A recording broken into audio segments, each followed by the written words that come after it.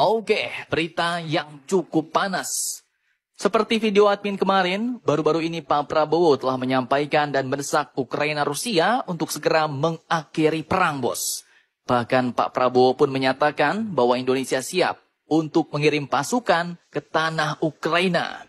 Namun, menurut Pak Prabowo, hal itu pun harus dibarengi dengan beberapa langkah, bos. Syarat, yaitu militer Rusia dan Ukraina harus melakukan gencatan senjata. Kemudian mereka wajib mundur 15 km dari titik gencatan senjata itu, sehingga terbentuklah yang namanya zona demilitarisasi. Barulah dari titik itu pasukan perdamaian PBB masuk dan mengadakan referendum kepada masyarakat di sana, apakah mereka mau masuk Rusia atau masuk Ukraina, bos.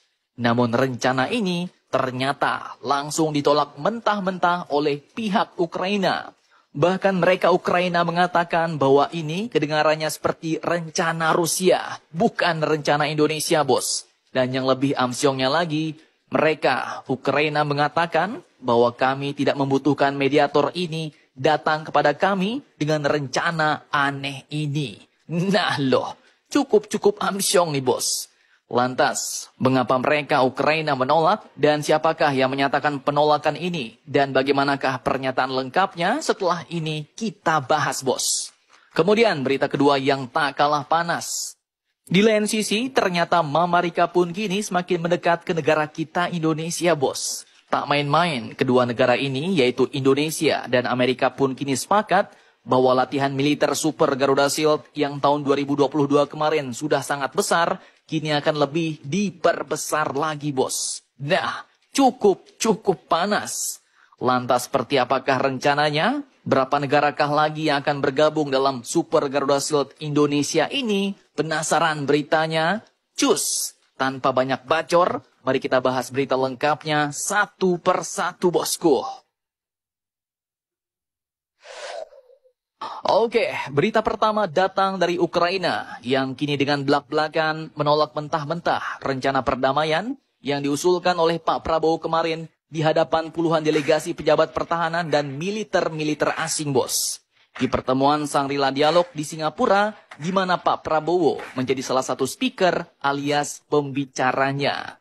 Nah, tak main-main, bos. Penolakan ini pun ternyata dinyatakan langsung oleh Menteri Pertahanan Ukraina, yaitu Mr. Oleksiy Reznikov, yang menghadiri langsung Shangri-La Dialog di Singapura itu. Beliau menegaskan bahwa Ukraina tidak memerlukan mediator. Bahkan beliau katakan bahwa usulan Pak Prabowo, Menteri Pertahanan kita Indonesia ini, sebagai proposal yang aneh, bos. Aneh tapi nyata nih. Ia mengatakan bahwa usulan perdamaian itu kedengarannya seperti rencana Rusia, bukan rencana Indonesia.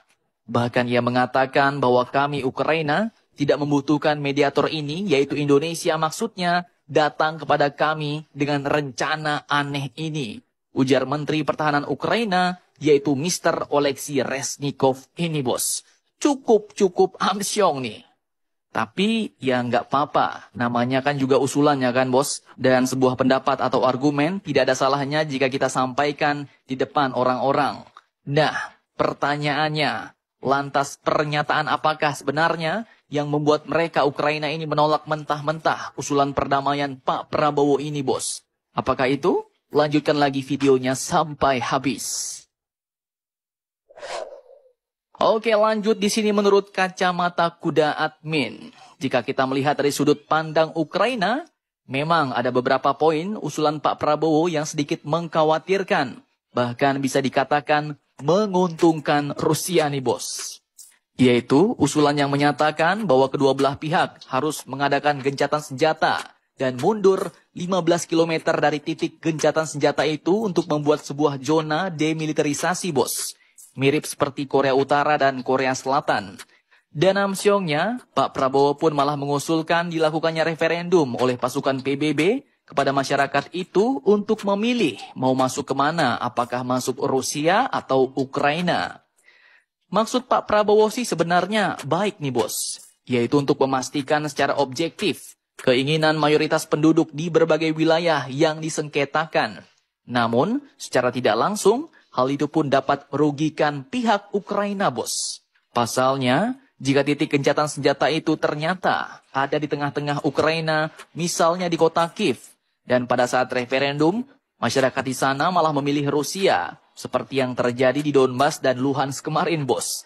Maka ya amsyonglah Ukraina. Secara sia-sia perjuangan mereka merebut kembali wilayahnya akhirnya hangus oleh referendum ini, bahkan bisa langsung menjadi milik Rusia. Dan mungkin karena hal inilah mengapa Menhan Ukraina langsung menolak mentah-mentah usulan perdamaian Pak Prabowo Subianto, Menteri Pertahanan Indonesia. Bahkan menganggapnya seperti rencana Rusia, yaitu rencananya Pak Putin. Nah, cukup amsyong. Kalau menurut kalian bagaimana, bos? Apakah ada hal lain yang membuat usulan Pak Prabowo ini ditolak? Silahkan kalian cocor-bacor di kolom komentar.